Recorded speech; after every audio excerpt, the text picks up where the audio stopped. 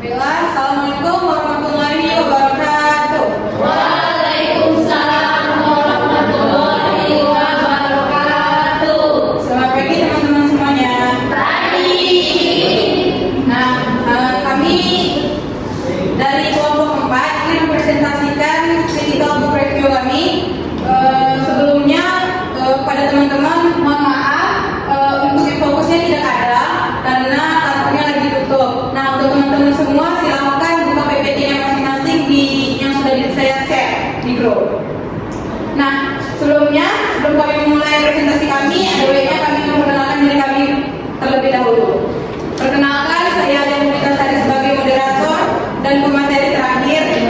Selanjutnya, Saya Febi Adela sebagai pemateri pertama. Saya Cita Tamurani Gunton sebagai pemateri kedua. Saya Nanda Saka sebagai pemateri terakhir.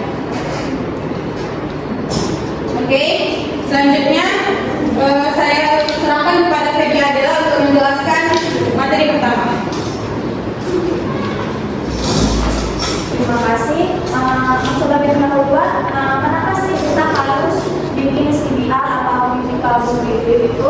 Nah, jadi kita harus bikin CBR itu supaya membantu kita agar lebih mudah memahami isi buku secara kritis dan sistematis. Nah, jadi kita tuh yang tadinya nggak mau baca buku jadi baca buku, terus bukan cuma baca-baca aja, kan kita kalau baca-baca itu kayak masuk kanan terus keluar kiri. Nah, jadi dengan adanya CBR ini kita jadi lebih membaca secara kritis, lebih fokus bacanya, bisa tahu gimana kelebihan dan kekurangannya gitu. Nah, terus tujuannya apa sih kita buat CBR ini? Nah, tujuannya saya pertama tentunya untuk memenuhi tugas LKID. Nah, tugas LKID kita kan ada 6. Nah, salah satunya itu tugas CBR. Misalnya CBR nggak dikerjain, nah jadi tugas LKID kita nggak terpenuhi semuanya. Nah, yang kedua tentunya membandingkan isi 2 buku. Nah, jadi nggak cuma 1 buku aja tapi 2 buku. Nah, yang terakhir melatih berpikir kritis. Yang tadi saya bilang kita jadi berpikir kritis kalau mau mengerti CBR ini gitu. Nah, sebenarnya ada manfaatnya. Manfaatnya apa sih kita buat CBR ini? Nah, manfaatnya itu yang pertama untuk menambah pengetahuan tentunya, dan yang kedua mengetahui kelebihan dan kekurangan bukunya. Nah, itu teman-teman. Selanjutnya langsung aja identitas buku yang identitas kedua buku yang kami review. Yang pertama buku utama yang berjudul Manajemen BK yang ditulis oleh ibu dosen kita sendiri, Dr. Zubaida Lubis pada tahun 2024 dan diterbitkan oleh Harapan Cerdas di Medan. Dan yang menjadi buku pembanding kami yaitu yang berjudul Buku Manajemen BK yang ditulis oleh Mas Pur dan Zulia pada tahun 2017 dan diterbitkan oleh Shelty di Bandar. Nah, ringkasan isi utama dari kedua buku kami yaitu yang ada mencakup 4 poin. Poin yang pertama, ibu itu menjelaskan tentang definisi manajemen BK, fungsi manajemen BK, unsur manajemen BK, dan tujuan manajemen BK. Nah, yang kedua, poin keduanya menjelaskan tentang layanan BK. Ada layanan informasi, layanan konsumen individu, layanan konsumen kelompok, layanan pendapatan, layanan konsultasi, dan layanan KTK. Nah, poin ketiganya menjelaskan tentang asesmen dan evaluasi program BK. Nah, yang poin terakhir pendekatan berbasis kebutuhan peserta didik. Selanjutnya ada keunggulan dan kelemahan buku yang akan dijelaskan oleh teman kita pada kita tempat dan waktu dipersilakan.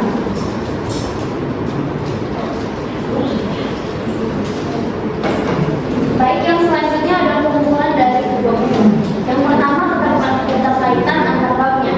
Jadi buku pertama itu disusun secara runtut dan logis, dan juga babnya tersusun dengan rapi dan berurutan. Begitu juga dengan buku keduanya yaitu buku pendampingnya, di mana juga tersusun rapi dan berkembang secara logis dari teori ke praktiknya.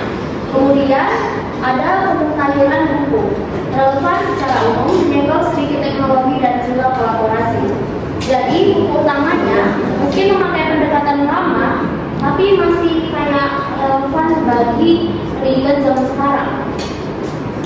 Dan belum banyak juga membahas tentang isu seperti dampak dari pasca pandemi contohnya.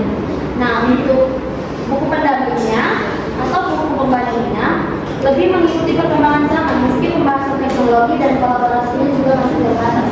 Kemudian ada kelemahan kedua buku. Yang pertama, keterkaitan antar babnya.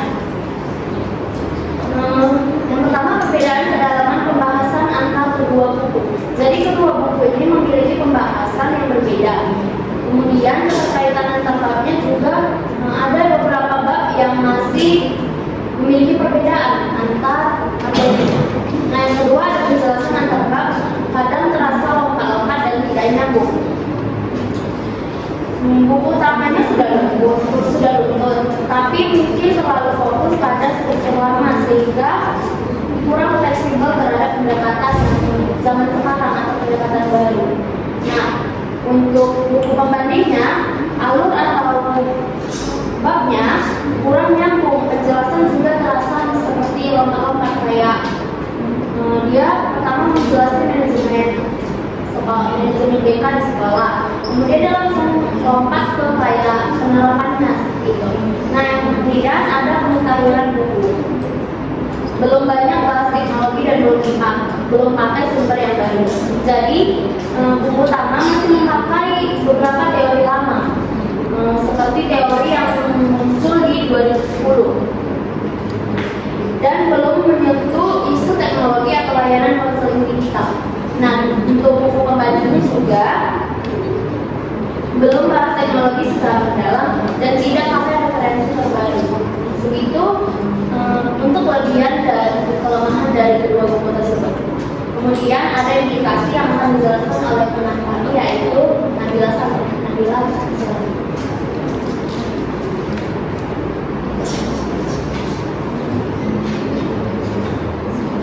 Dan di sini ada indikasi dari buku utama.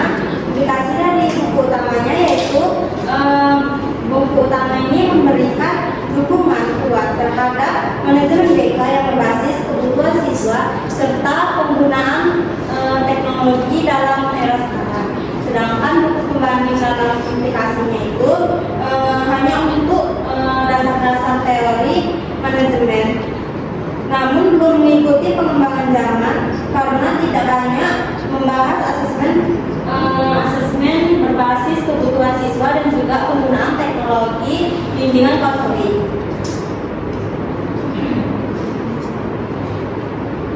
Selanjutnya ada analisis buku utama dan juga buku pembanding. Analisis dalam buku utama lebih unggul struktur penyajiannya dan juga relevansi materinya. Selain itu, isi dari buku ini juga sistematis dan mengikuti perkembangan kebijakan serta kebutuhan yang dibutuhkan dalam layanan bimbingan konseling saat ini. Analisis buku pembandingnya lebih menonjol dalam materi teori-teori dasar manajemen BK, namun kekuatan pada teori belum didukung oleh pembaruan isi dan juga konteks kekinian atau konteks pendidikan pada masa sekarang. Selanjutnya ada kesimpulan dan saran yang dijelaskan oleh Adia.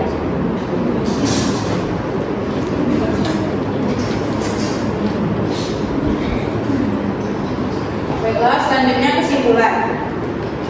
Buku manajemen bimbingan dan konseling karya Dr. Zuraida Lubis unggul dari segi struktur penyajian, keterkaitan antar bab, dan pemutahiran isi yang relevan dengan kebijakan pendidikan terbaru di Indonesia.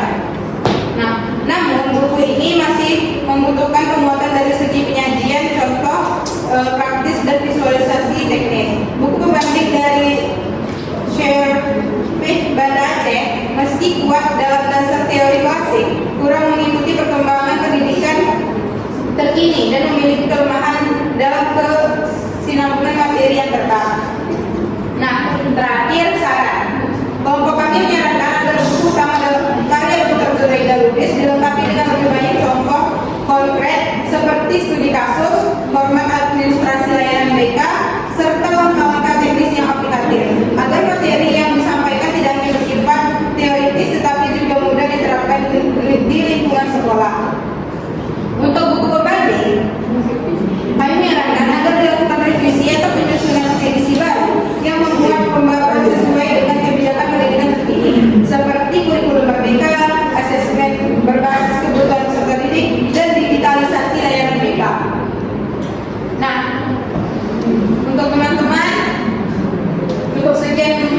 presentasi dari materi kami.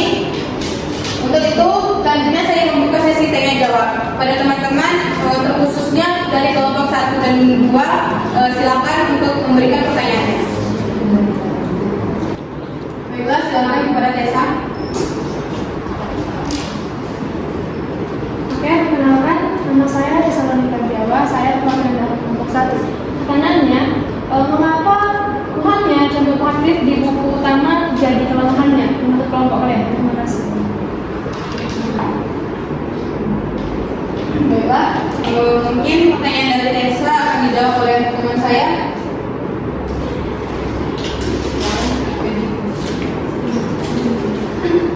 Terima kasih atas pertanyaannya, Desa. Tadi pertanyaannya, mengapa kurangnya contoh praktis di dalam buku utama ya, Desa?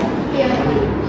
Jadi menurut kami, karena kan contoh praktis itu sangat penting ya kan, khususnya bagi guru atau konselor yang akan baca buku itu, karena mereka butuh contoh itu untuk diterapkan di lapangan atau di lingkungan sekolah. Karena kita sendiri kan, kalau dengar presentasi orang yang itu tanpa contoh kayak kebanyakan teori, kebanyakan cakap, gitu kan, tanpa contohnya kita pasti bingung.